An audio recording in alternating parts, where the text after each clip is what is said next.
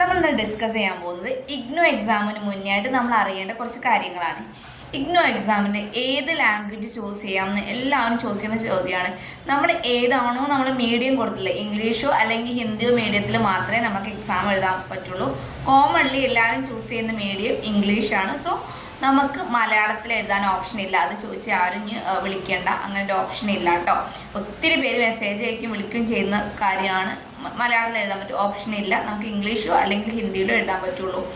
പിന്നെ നമുക്ക് എക്സാമിന് എത്ര മാർക്ക് സ്കോർ ചെയ്യണം, എത്രയിലാണ് മാർക്ക്. നോർമലി നമുക്ക് ഇഗ്നോര് 100-ലാണ് മാർക്ക് ചെയ്യുന്നത്. അല്ലെങ്കിൽ 35 നിങ്ങൾ എന്തായാലും സ്കോർ ചെയ്യണം. ഡിഗ്രിക്ക് PG ഒക്കെ ആണെങ്കിൽ ഒരു 40 സ്കോർ ചെയ്യണം. ഇങ്ങനെയാണ് നിങ്ങൾ സ്കോർ ചെയ്യേണ്ട മാർക്ക് വരുന്നത്. ഇനി എക്സാമിന് മുന്നേ നമ്മൾ എക്സാം ഹാളിൽ എന്തൊക്കെയാണ് നമ്മൾ ശ്രദ്ധിക്കേണ്ടത്. എക്സാം ഹാളിൽ എല്ലാ എക്സാമിനും പബ്ലിക് എക്സാമിനെ പോലെ നിങ്ങൾ എൻറോൾമെൻറ്റ് നമ്പർ വൃത്തിയായിട്ട് എഴുതിയിരിക്കണം. ഇനി അതൊരു കോളം എക്സ്ട്രാ ഉണ്ട് എന്നൊക്കെ ചേട്ടാ പൂജ അടയാനോ ഒന്നും ചെയ്യാൻ നിൽക്കണ്ട. അത് ഇൻറ്റു ഇടുക അല്ലെങ്കിൽ ബ്ലാങ്ക് ആയിട്ട് ഇടുക, ഇത് മാത്രം ചെയ്താൽ മതി. നിങ്ങളെ വക ഒന്നും അതിനകത്ത് ആഡ് ചെയ്യേണ്ട. അങ്ങനെ ആഡ് ചെയ്താൽ നിങ്ങളുടെ എൻറോൾ നമ്പർ വാലിഡ് ആയിരിക്കില്ല. അതുപോലെ തന്നെ നമുക്ക് എക്സാമിന് ഒറ്റ ബുക്ക്ലെറ്റ്സ് മാത്രമേ ലഭിക്കുള്ളൂ. അതുകൊണ്ട് തന്നെ അതിനകത്ത് സ്പേസ് ഇടാണ്ട് ഇനി വേറെ അഡീഷണൽ പേപ്പറോ കാര്യങ്ങളോ ഒന്നും നിങ്ങൾക്ക് ലഭിക്കൂല. അതുകൊണ്ട് തന്നെ ആ ബുക്ക്ലെറ്റ് കംപ്ലീറ്റ് ചെയ്ത് എഴുതുക. അതിനകത്ത് സ്പേസ് ഇടരുത്, ബ്ലാങ്ക് പേപ്പേഴ്സ് ഒന്നും ഉണ്ടാവാൻ പാടില്ല. ഇനി അഥവാ ഏതെങ്കിലും പേപ്പർ ബ്ലാങ്ക് ആയി പോയാൽ നിങ്ങളുടെ PTO എന്ന് എഴുതിയിട്ട് ക്രോസ് ചെയ്തിടണം. അല്ലെങ്കിൽ ടീച്ചേഴ്സ് എന്ത് ചെയ്യും, നെക്സ്റ്റ് പേജിലോട്ട് മറിച്ച് നോക്കൂല, ഇത് വാല്യൂ ചെയ്യാണ്ട് പോകും. അതുകൊണ്ട് അഥവാ ഇനി എന്തെങ്കിലും ബ്ലാങ്ക് ആയി പോയാൽ അങ്ങനെ ചെയ്യണം. ഒരിക്കലും ബ്ലാങ്ക് പേപ്പേഴ്സോ ബ്ലാങ്ക് സ്പേസുകളോ ഒന്നും ഇടാൻ പാടില്ല കേട്ടോ. നന്നായിട്ട് ശ്രദ്ധിക്കണം. ഇനി ഹാൾ ടിക്കറ്റ് എക്സാം സെൻറ്ററിൽ ഹാൾ ടിക്കറ്റിൽ ഏതാണോ എക്സാം സെൻറ്റർ കാണിക്കുന്നത് അവിടെ മാത്രമേ നിങ്ങൾക്ക് എക്സാം എഴുതാൻ ഓപ്ഷൻ ഉള്ളൂ. നമുക്ക് അതിനുശേഷം എക്സാം സെൻറ്റർ ചേഞ്ച് ചെയ്യാൻ ഓപ്ഷൻ ഇല്ല. നമ്മൾ ഹാൾ ടിക്കറ്റ് വന്നതിന് ശേഷം എക്സാം സെൻറ്റർ അതിൽ മെൻഷൻ ചെയ്തിട്ടുണ്ടെങ്കിൽ അവിടെ മാത്രമേ നമുക്ക് എന്ത് ചെയ്യാൻ പറ്റുള്ളൂ, എക്സാം എഴുതാൻ പറ്റുള്ളൂ. നമ്മൾ ഇനി എക്സാം എഴുതുന്ന ഇടയിൽ മീൻസ് ആഫ്റ്റർ എക്സാം എഴുതി കഴിഞ്ഞാൽ നമ്മൾ ശ്രദ്ധിക്കേണ്ട ഒരു കാര്യം, നമുക്ക് അതിനകത്ത് സൈൻ ചെയ്യാണ്ട് ഫ്രണ്ടിലും ബാക്കിലും സ്റ്റുഡൻസിന് സൈൻ ചെയ്യാനും ഇൻവിജിലേറ്റർക്ക് ഫ്രണ്ടിലും സൈൻ ചെയ്യാണ്ട് ഈ സൈന് കാര്യങ്ങളൊക്കെ കംപ്ലീറ്റ് അല്ലേ എന്ന് നിങ്ങൾ ശ്രദ്ധിക്കണം. അതുപോലെ തന്നെ പിന്നെ ഇതിലൊരു സീല് അല്ലെങ്കിൽ സ്റ്റാമ്പ് കോഡ് ഇതൊക്കെ ഉണ്ടാവും, അതൊന്ന് ശ്രദ്ധിക്കണം. ആ കോഡ് കാര്യങ്ങളൊക്കെ വെച്ചിട്ടില്ലേ എന്ന കാര്യങ്ങളൊക്കെ നിങ്ങൾ ശ്രദ്ധിക്കണം.